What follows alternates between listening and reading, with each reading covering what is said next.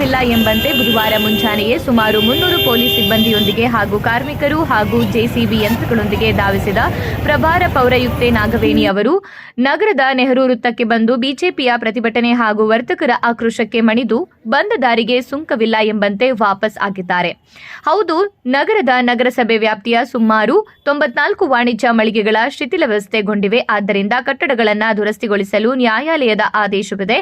ನಾಗರಿಕ ರಕ್ಷಣೆಗೆ ಹಾಗೂ ವರ್ತಕರ ಯೋಗಕ್ಷೇಮ ಹಿತದೃಷ್ಟಿಯಿಂದ ನಾವು ಕಟ್ಟಡಗಳನ್ನು ದುರಸ್ತಿಪಡಿಸಿ ಹೊಸ ಕಟ್ಟಡಗಳನ್ನು ನಿರ್ಮಿಸಲಾಗುವುದು ಎಂದು ಮನವೊಲಿಸುವಲ್ಲಿ ವಿಫಲರಾದ ಪೌರಾಯುಕ್ತರು ನ್ಯಾಯಾಲಯದ ಆದೇಶ ತೋರಿಸಿ ಎಂದು ಪಟ್ಟು ಹಿಡಿದ ಬಿಜೆಪಿಯ ಮಾತಿಗೆ ಮರು ಉತ್ತರವಿಲ್ಲದೆ 300 ಪೊಲೀಸ್ ಸಿಬ್ಬಂದಿ ನಗರಸಭೆ ಸಿಬ್ಬಂದಿಯೊಂದಿಗೆ ಕಾರ್ಯಾಚರಣೆ ಪ್ರಗತಿ ಕಾಣದೆ ವರ್ತಕರ ಮನವಿಗೆ 3 ದಿನಗಳ ಕಾಲ ಗಡುವು ನೀಡಿ ಹಿಂತಿರುಗಿದ್ದಾರೆ ಎನ್ನಲಾಗಿದೆ.